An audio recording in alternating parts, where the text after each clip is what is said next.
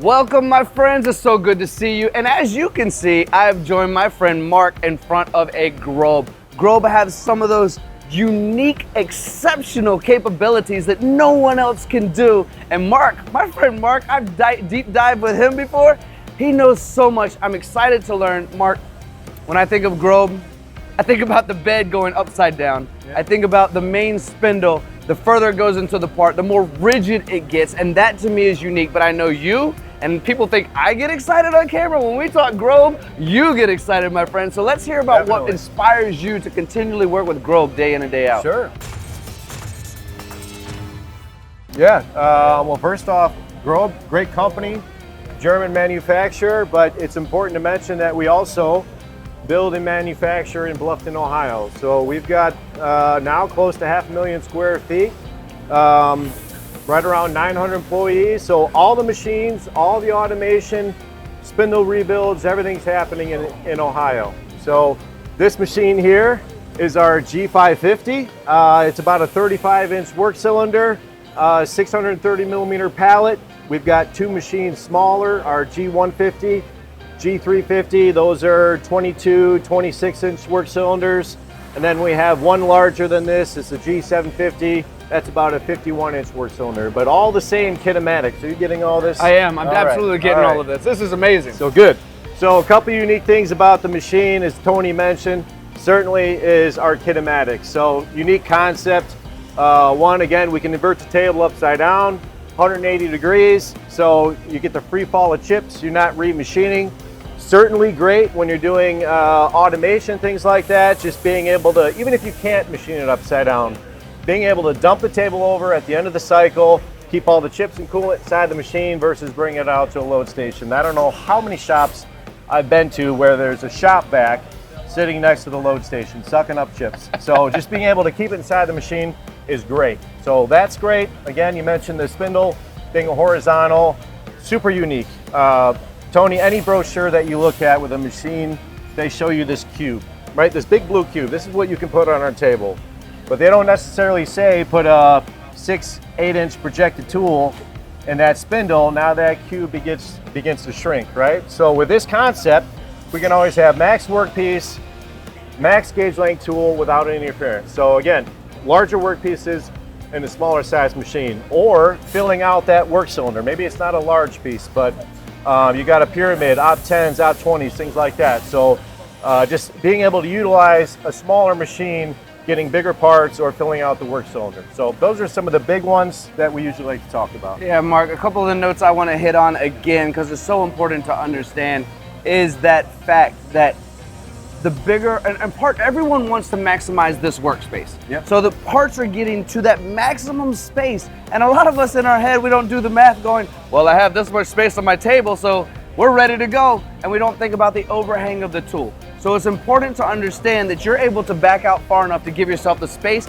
but complementary to that, what you do not hear ever, if not very often, but ever, is the deeper I go, the further I go, I'm getting more rigid in my cut. Exactly. That to me is fascinating. The third thing that I think about that you've brought up is just how fast this table can go. I mean, this thing flies around. If you're running some of the lighter cuts, high speed, detail work, you're not losing it. I mean, you see this machine, it's a good size, but I'm not losing it in my speed and flexibility, because you guys move so quickly to go along with that rigidity, to go along with that RPM. You really are a full package of balance to help people do exactly what they need to do. Yeah, no, you're exactly right. And with this spindle, again, being most rigid in the work area, right? I mean, simple example is, I give you your notepad over there.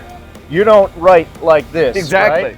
You write like this. That is how our spindle is configured. We're most rigid in the cut, where typical machines are this, you know, here's your spindle and it travels down and Z and it's doing this. So that's another huge advantage of this machine. You were talking about size, right? I mean, it's deceiving, this work area, what you can put in here, but if you look at the whole package of this machine, everything is integrated in the base. Your coolant tank, chip conveyor, so it's a self-contained unit.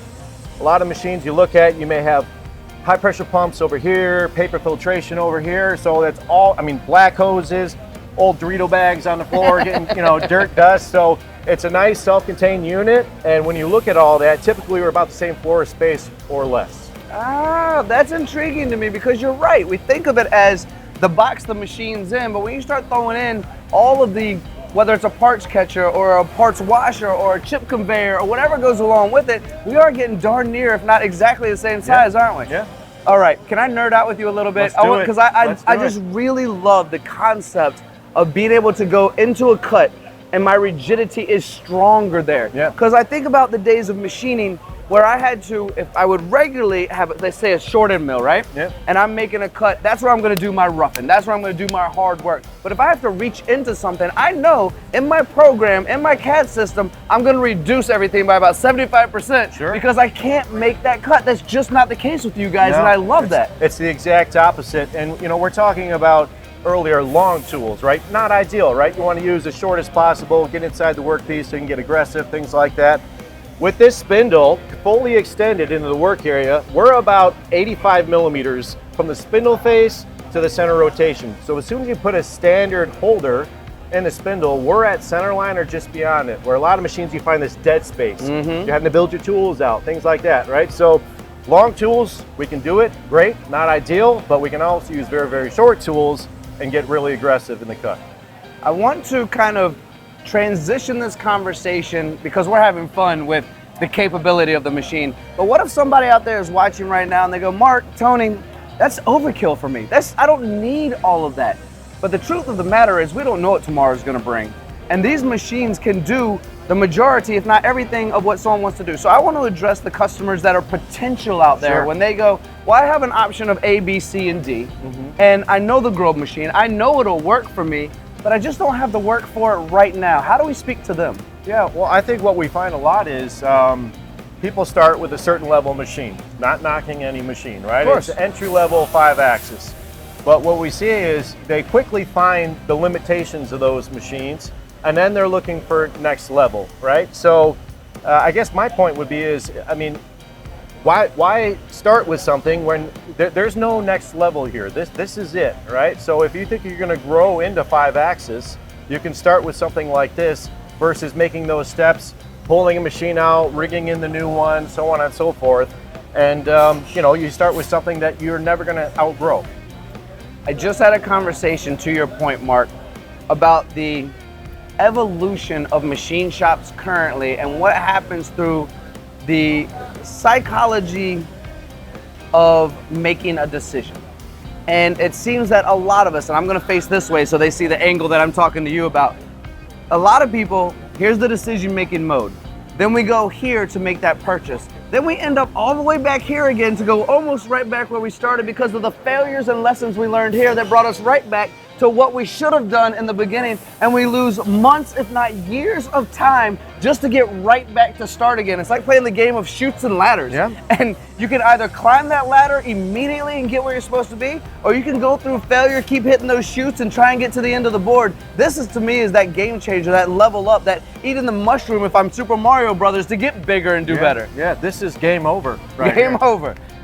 Mark, you, my friend, have been a pleasure, an absolute pleasure. And just like you said on the live stream, in case you guys missed it out there, I think we could talk for a good 2 hours about this technology. Grab your notepad. Yeah, there. I'll get my notepad again. I'll get my seat because I'm ready to learn some more. And gosh, there's so much more to learn. Thank you all for joining Mark and I. Hope you had a good time with us today. Thank you.